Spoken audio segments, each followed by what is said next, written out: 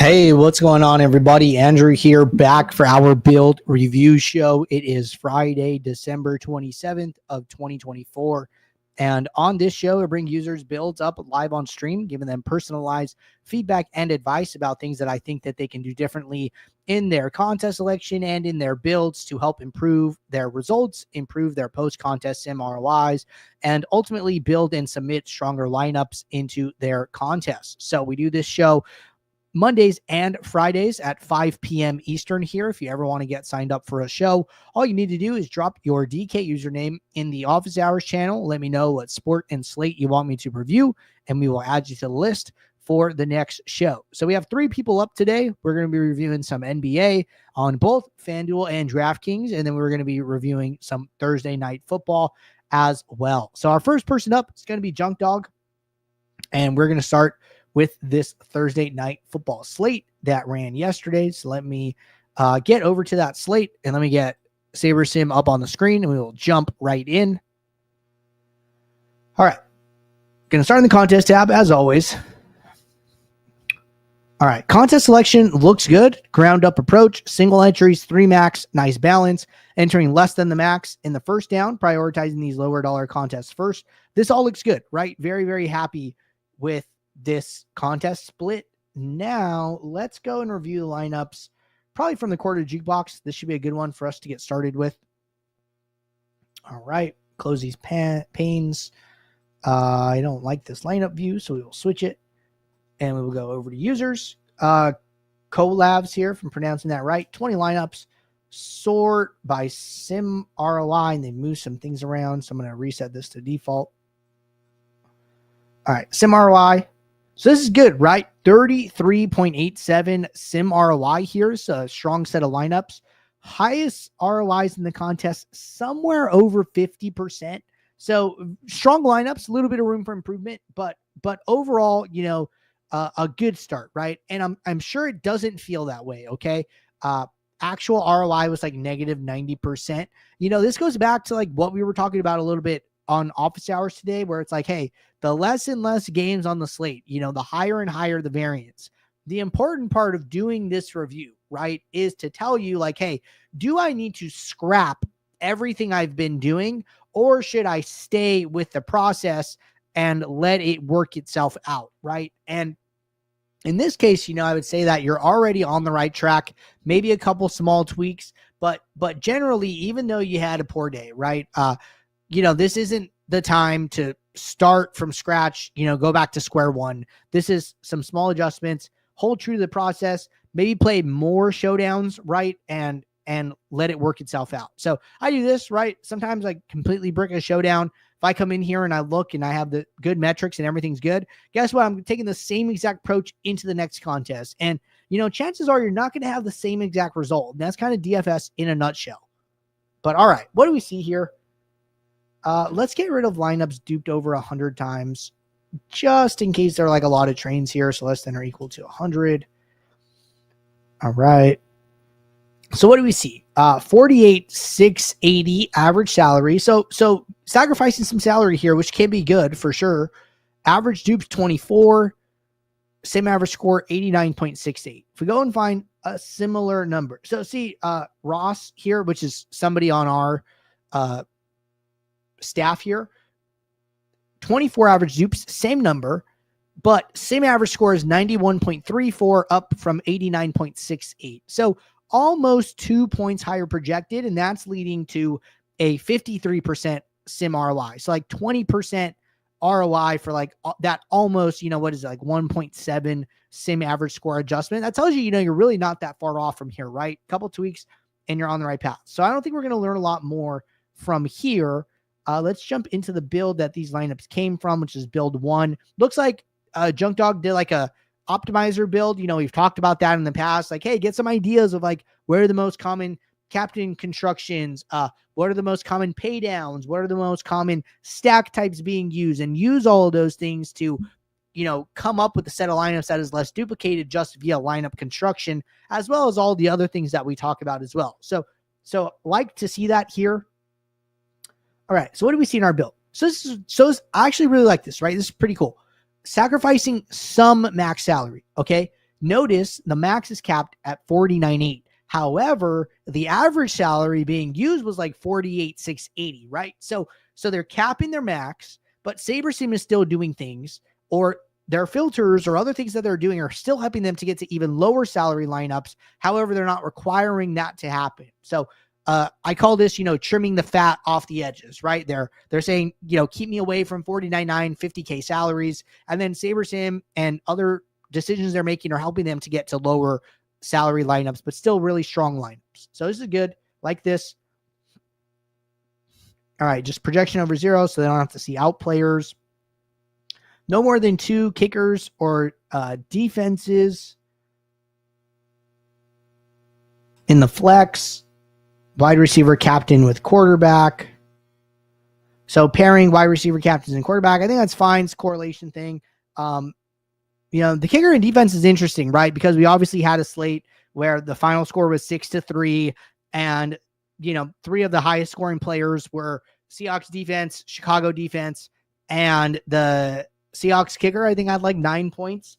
So, I'm not going to say like don't use the rule just based off of like a one slate sample size, but just be sure, that your reasoning for creating this rule has some backing, has some data-driven foundation. Like, why are you doing this and where did that idea come from? And if you can, strongly justify that, great, continue to use it. If you kind of don't know, if you're kind of not sure, maybe, leave it up to the builder and let it figure that out. So some opinions there. Let's go over to autofill. Okay, unique rank, ROI, sorting by price pool. That all looks good. We have a geo-mean filter. We have a positive ROI filter. We have a projection floor filter. This all looks good, right? Balancing these things out. I wonder how many lineups these take out.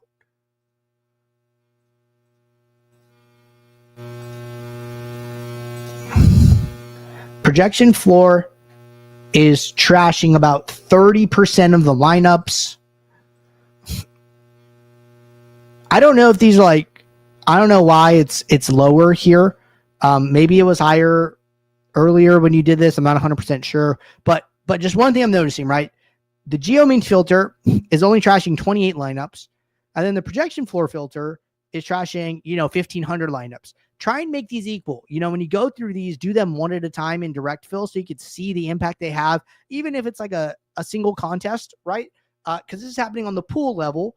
Make these have an equal impact, right? That could definitely help. You could play that 89.6 sim average score set of lineups, but if your geo-mean filter was a little bit more aggressive, where it was trashing more than 28 lineups, that could have brought your average dupes down below that 24 mark and raised your sim ROI accordingly, right? So try and make those filters have the same impact. It's okay if positive ROI has a greater impact. That one obviously has a lot more backing with the 100,000 simulations being run on it. So I'm okay if that one trashes more than the others. All right. Other than that, max exposure cap on Charbonnet seems like a risk adjustment, being 2x the field. I don't mind that at all. Wants to get to at least one Kenny McIntosh in lineup. That's okay. Right? It's okay to work in some of these opinions. Nothing in the flex tab. So I think this is good, right? Make a few of these adjustments that we're talking about with like the filters. Contest selection looks good. Sim ROI is on the right path. Check yourself, try and be objective and say like, hey, why am I using this rule? Right? I understand the correlation one, but where is the other one kind of the logic founded, right? So think about those things. I like the salary adjustments as well. I think you're doing a lot of the right things.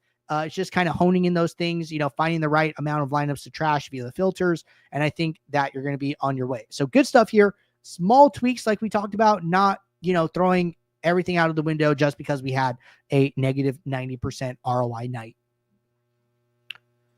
All right. Good stuff there.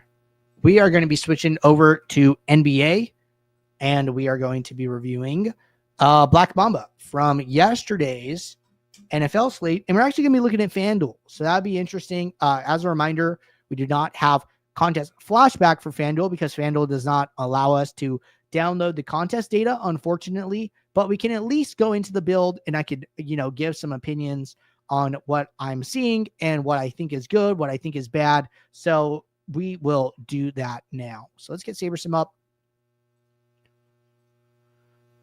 And we're going to start in the contest tab, as always.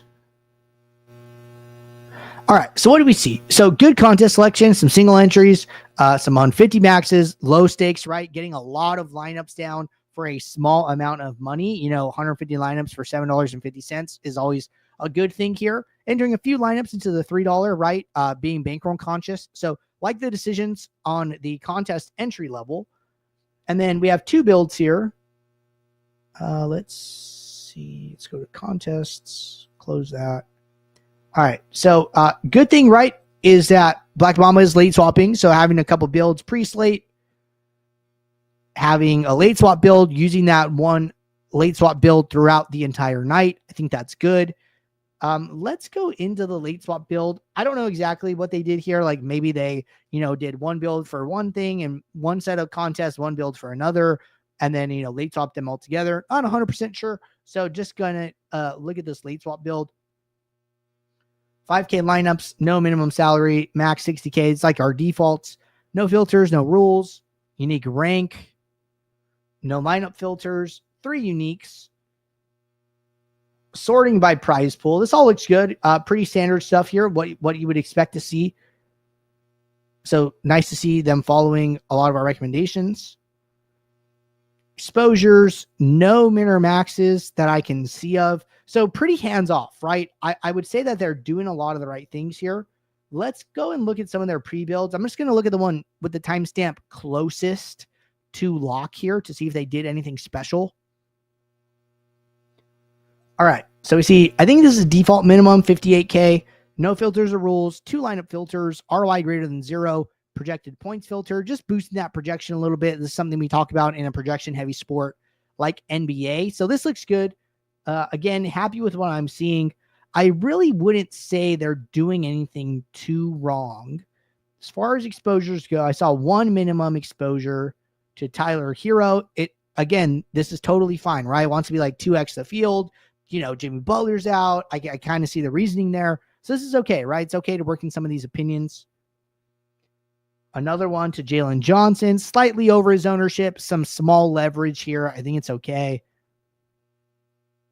So again, these are totally fine with me. I don't have an issue with this. It looks like they're using aggregate metrics to check, where their min unique number should end up at. We see projection, we see ROI. I would say that this is a positive ROI process, right? We obviously cannot tell for sure on FanDuel, unfortunately. If you have access to DK, you want to put a little bit of your action there to use some flashback, great. If you're in a state that doesn't allow it, you got to do what you can, right? This build review show is great. I get to share my opinions about what I think is good, what I think is bad.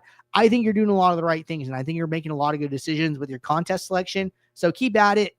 If you have any specific questions, let me know. But I really like what I see in this process. All right, good stuff there. Next person up is going to be Bill's Nut.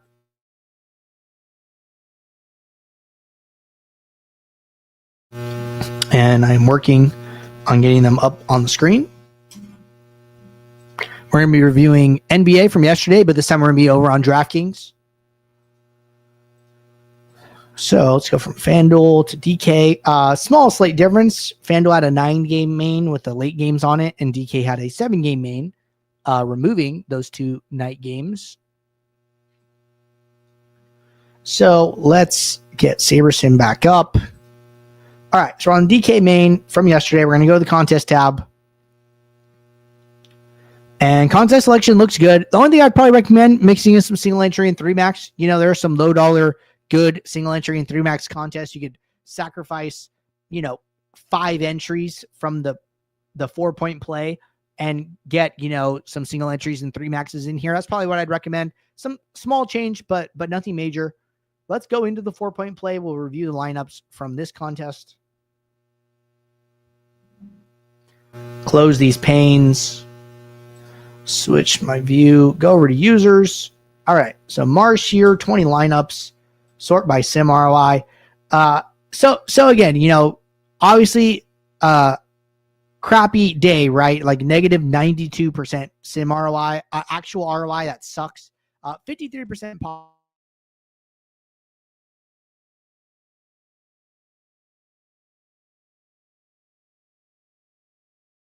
there's definitely some room for improvement here. We're going to dive into it, but I would say don't feel so bad. Again, similar to Junk Dog, where you think you got to throw everything out the window.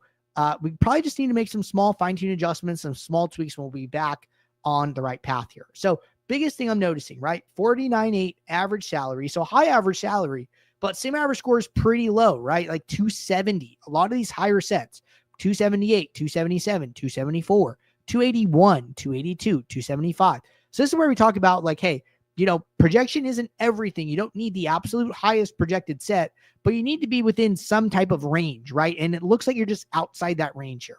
So I'd say, if you're anywhere from like 275 to 280, that's like a really good range to be in. We have some outliers, right? 281, 282. We have a 274. So you can be at 274, right? But then even then, we're still with our set, about 4 points too low projected. So we're outside of that band. Still grading out positive, but that leads me to believe that there are probably some decisions made, rules, exposures, etc., leading to that. So we'll discuss those. Now, what do I see? These all came from swap 2. So it looks like original build was build 1. Opened up one late swap build, opened up a second. Just small note, I'm not 100% sure why a second late swap build was opened. Maybe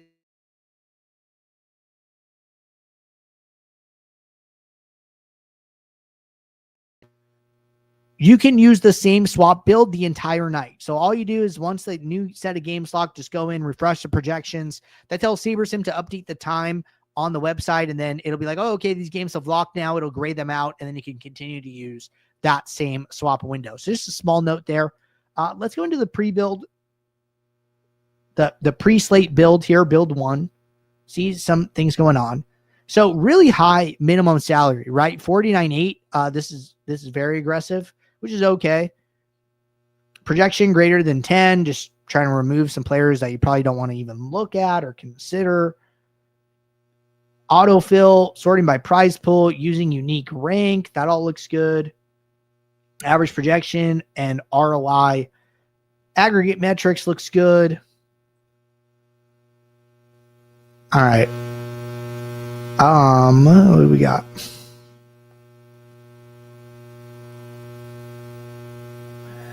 So not seeing anything as far as minimax exposures go, so that's good. Biggest thing here, right? That I'm noticing is that these lineups were built 11 minutes prior to lock. Okay, if we just go into Discord, this is like really important, right? So what I would basically always do is have a tab open with the NBA lineup alert like on your browser, so you can kind of flip back and forth as needed. So I'm going to go back to yesterday.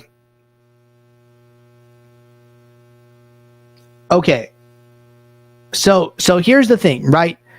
It looks like the lineups were built at 3:49 p.m., right? It's 11 minutes to lock. These sims completed at the same time.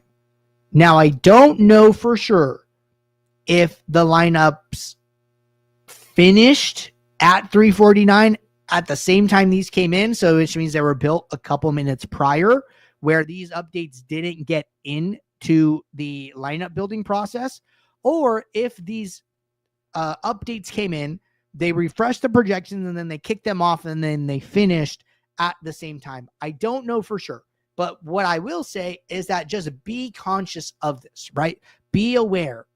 Keep this, window open, so when you see updates come in, you can go back, you can refresh, and then you can rebuild lineups as needed. That is the biggest thing I will say. Whether or not that happened, whatever order of operations occurred, doesn't really matter. It's just more important to get that overarching point across, that like be aware of sims completing, projections updating, and then be ready to refresh and rebuild as needed. Okay, so that's like the pre-build. Let's go into the swap 2.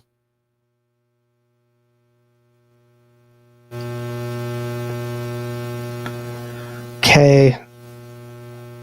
Again, seems pretty hands-off. Frankly, I'm not sure 100% what led to like such a low sim average score here based on what I'm seeing. One thing I'll say is like, don't be afraid to re-up your minimum salary. Like it seemed like your minimum salary was pretty important to you, 49.8. Unless players are getting ruled out in the late games, like, let's say Giannis gets ruled out after lock, then okay, leave that minimum salary lower to allow SaberSim to get to some of the better projected plays that open up, but the salary might not meet the total simply because, nobody is as high salary on his team on Milwaukee as Giannis is. So those are the areas you want to be aware of for leaving the minimum salary at 0. But I probably would have kept it. I don't remember any like super late breaking news coming out here that would have led me to want to leave that open. So the 0 is really as like a safety net for like when players get ruled out in later games that we can swap them out efficiently, put a good projected player in there without this salary requirement. But if you don't see players getting ruled out, feel free to leave the salary. Salary and projection are typically correlated, and having that minimum salary floor can help you to get to higher salary lineups or higher projected lineups, which it seemed like you're missing a little bit, at least in the post-contest sim results on this one day. So those are the biggest things there. Remember those, make some adjustments, be a little bit flexible and be ready to adjust as needed. Not every slate is going to be the same. But again, here, bad night. I don't think anything's I don't think we need to throw everything out the window and start over. I think signing up for the Builder Review Show is a great thing, right? You have a bad day. You're like, what? I'm not really sure. You sign up. I give you some feedback. And then, we make some small tweaks and we go from there, right? So all in all, pretty happy with what I'm seeing here. The only thing I'd probably do is maybe add an ROI greater than 0 filter just to, as a safety net, might not even come into play, but it's just something that's good to have just in case. But other than that, I think you're doing a lot of good things.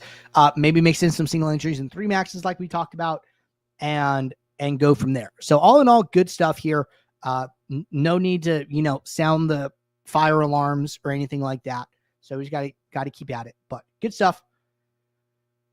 That was our last person signed up today. So appreciate everybody who signs up. Appreciate everybody who tunes in. If you guys ever want to get signed up for a show, all you need to do is drop your DK username in the office hours channel. Let me know what sport and slate you want me to review.